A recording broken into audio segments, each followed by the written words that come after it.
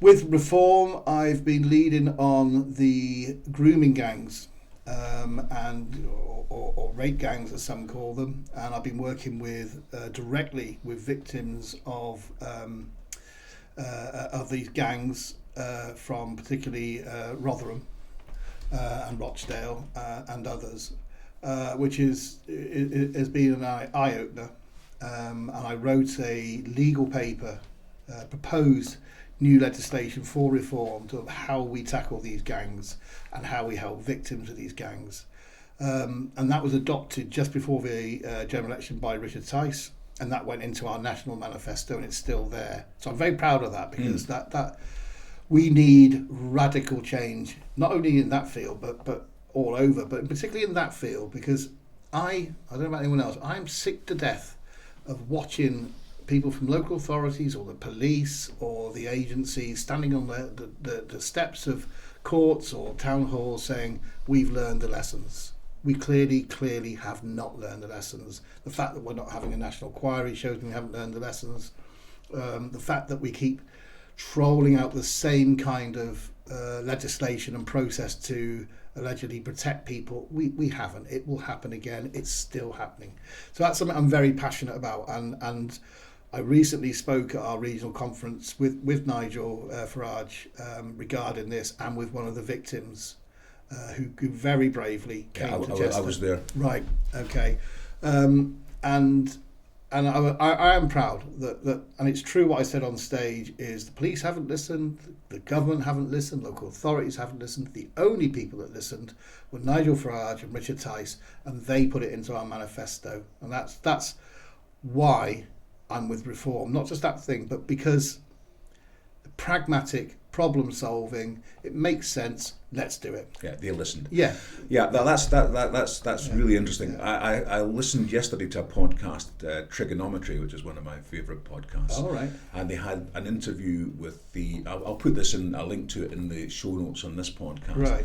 But they had they were interviewing the chap from GB News who broke with the documentary a week or two back, which really broke the whole thing. And there's quite a lot of new revelations in that, which are really interesting. So I'll as I say, I'll put a link to that in the show notes. That's excellent.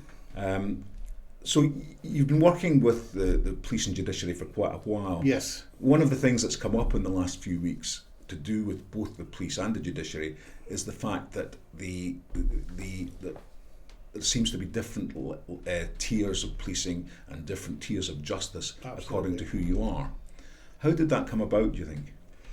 Well, it's escalated since Labour have come into power, and escalated to a level that I never thought we would see. I'll go back a bit.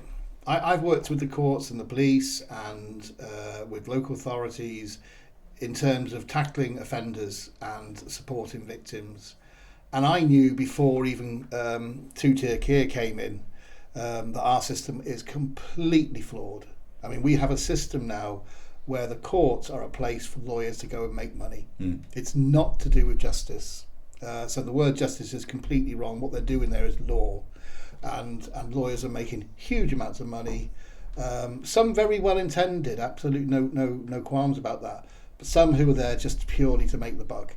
And we have got to change our system. Now, it's been compounded and got much worse since Labour came to power, and all issues of this freedom of speech and people going to prison for writing hurty words on Facebook or social media or wherever. I totally get if somebody is saying go out and burn down this mosque or go out and cause violence. Yeah, okay, absolutely should be held to account. But the majority of people who have been sent to prison haven't had that. They've just said their opinions, and maybe it might be things that people find offensive. Well, do you know what? In a world of freedom of speech, a country that's meant to be beholding freedom of speech, we should be able to say hurty words pretty much as we like, unless you're making it personal. And we've lost that massively, and it really, really concerns me that we have this two-tier justice system, this two-tier policing system that is now on an Orwellian level. I see all that, but what I was trying to get at is how it came about. Why is it that a judge who perhaps 5 years ago would have sentenced somebody to 5 years imprisonment suddenly seems to be doing it for 1 year or 10 years according to the political circumstances of the crime? Well, I think you just hit the nail on the head. The political circumstances have become involved in our court system and our judiciary system, and it should not, and it never has been up to this point. Now, I've worked with a lot of judges. I've been involved in collective of appointing some judges in a previous job when I worked at the Home Office, and at no stage should politics be involved, and judges don't want that. I don't think, but I think they're getting pressure. So you think from the it's politics? not that the judges are doing this on their own back. It's not that they believe. No, I think they're being pressured to. I don't know if they're being directly pressured. I'd find that quite amazing, and that would be, I think, a massive shock if we found that out. I would agree. Yeah, but I think through the media and through the rants of some politicians, they are being influenced. And I've got to say, our level of politics and our calibre of politicians is really quite worrying, and I think this is where it all stems from. We really are being led, the blind leading the blind, for the want of a better word. The calibre of our politicians in Parliament has gone down and down and down over the last decade or so, and I think that's what's leading to judges and to courts being influenced by people who know no better and have no real thought about the higher echelons of freedom of speech and clear justice that this country has beheld for many, many decades, many years, and I think that really, really is under threat massively. I mean, just slightly going off key, but looking at no-brainer Angela Rayner setting up this Islamic phobia committee, or whatever it is she calls it, is a very, very dangerous path, and it's a similar path to what we've gone down with the justice sector. It's a very dangerous path to go down. Why she's picking out one particular religion against any other religion, and could lead to quite easily blasphemy laws, and it's the same. It's the same process, the same thought process that's going through, particularly in Labour, of this absolute desire. It's in their DNA to try and control, and that's what they're doing with the justice sector.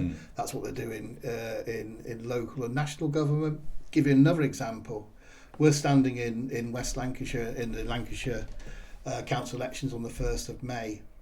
Now, we have a memo from Angela Rayner to her Labour colleagues in councils that is redesignating what is green land.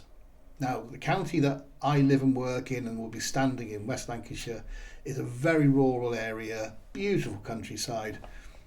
And because of this redesignation, again, this control from central Labour, they're looking now at building over 3,000 houses, which we don't need in West Lancashire, on land that previously was green land. And again, it's coming from this central control from Labour of dictates of doing this and doing that.